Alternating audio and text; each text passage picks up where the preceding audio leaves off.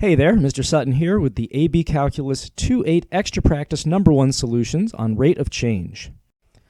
For this problem, we have the limit as h approaches 0 of all this craziness, and they want us to tell them what this is.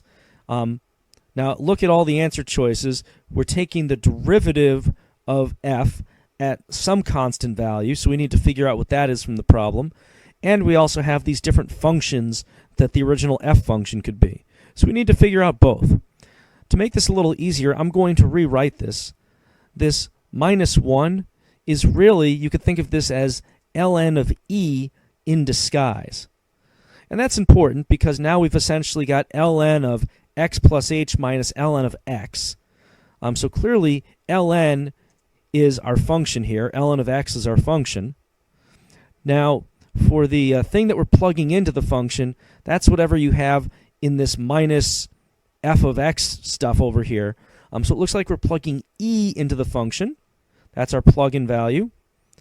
So then we can write this as essentially f prime of e, where our function is ln of x.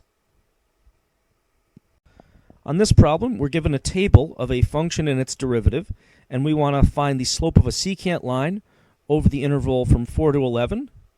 So I need a rock essentially. So I'm doing f of 11 minus f of 4 over 11 minus 4. So that's going to be 1 minus 45 over 11 minus 4.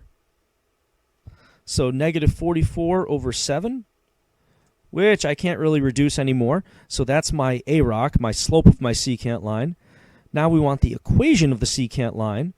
We're going to start with the point slope form here. And we have an m value that we just found of negative 44/7. For a point, I'm just going to plug 4 into the function here. So f of 4 gives me 45 back. Plugging all that in, we've got y minus that y value of 45, equaling our slope of negative 44/7 times x minus the x value of 4. And that one's done. For this next problem part, using the same table, we want the slope of the tangent line at x equals 6. So we're essentially asking for the derivative, or I rock, at x equals 6, f prime of 6, which comes out to negative 46. Next, for the equation of the tangent line, we already have the m value for our point slope here. That's this negative 46. For the x and y value, we have an x value of 6. Plugging that into the function gives us a y value back of 41. So we can write y minus 41 equals negative 46 times x minus 6. For the normal line, we're pretty much just going to use the tangent line, only we need a perpendicular line that goes through the same point. So we're just going to change the slope to the opposite reciprocal here. So we still have y minus 41.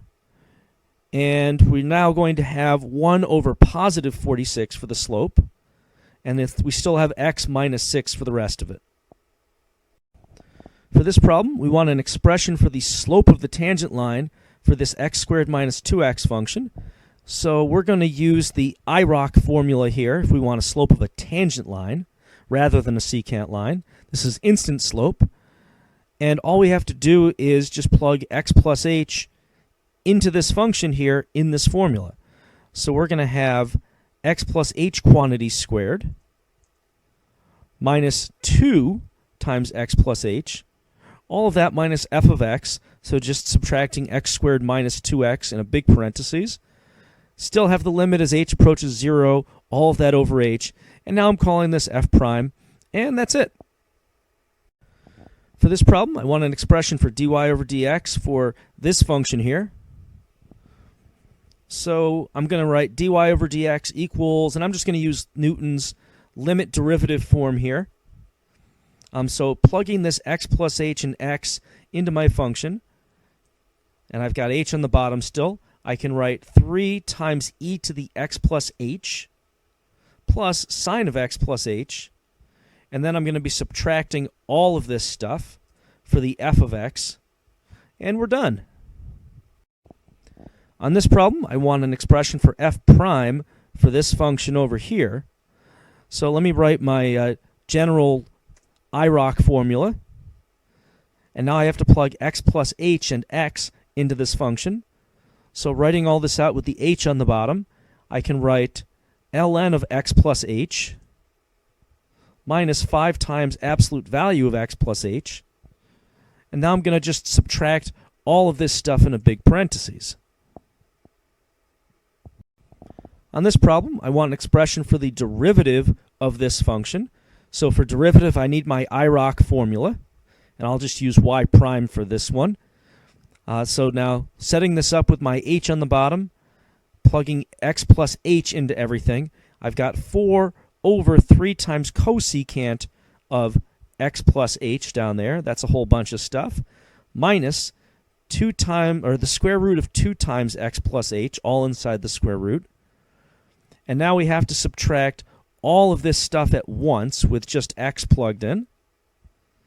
And there we have it.